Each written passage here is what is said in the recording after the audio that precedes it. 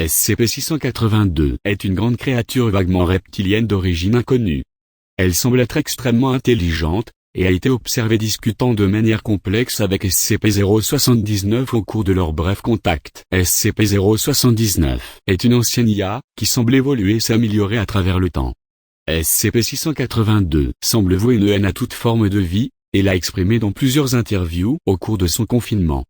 SCP-682 a toujours été observé doté d'une force extrêmement grande, d'une grande vitesse et de bons réflexes, même si les niveaux exacts varient en fonction de son état. Le corps physique de SCP-682 se développe et évolue très rapidement, grandissant ou diminuant, tandis qu'il consomme ou rejette de la matière. SCP-682 consomme l'énergie de tout ce qu'il ingère, organique ou non organique. La digestion semble être facilitée par un ensemble de branchies de filtrage à l'intérieur des narines de SCP-682. Celles-ci sont en mesure d'utiliser les matières exploitables de toute solution liquide, ce qui lui permet de constamment se régénérer à partir de l'acide. Ses capacités de régénération sont énormes, et SCP-682 a été observé en train de se déplacer alors que son corps était détruit ou pourri à 87%. En cas de rupture de confinement, SCP-682 doit être traqué et récupéré en mobilisant toutes les forces d'intervention mobiles disponibles, et aucune équipe de moins de 7 membres n'est autorisée à l'affronter.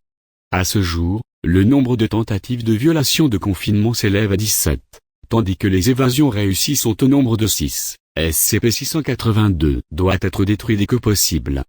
Pour l'instant, aucun moyen à la disposition de la Fondation n'est capable de détruire SCP-682. Seulement susceptible de provoquer des dommages physiques importants. SCP-682 doit être contenu dans une chambre de 5 mètres x 5 mètres x 5 mètres doublée de plaques d'acier de 25,4 cm d'épaisseur résistantes à l'acide chlorhydrique. La chambre de confinement doit être remplie avec de l'acide jusqu'à ce que SCP-682 soit immergé en stase. Toute tentative de SCP-682 visant à se déplacer, à parler, ou à forcer le confinement doit être immédiatement stoppé avec la force rendue nécessaire par les circonstances. Le personnel ne doit pas parler à SCP-682, de peur de provoquer un état de rage.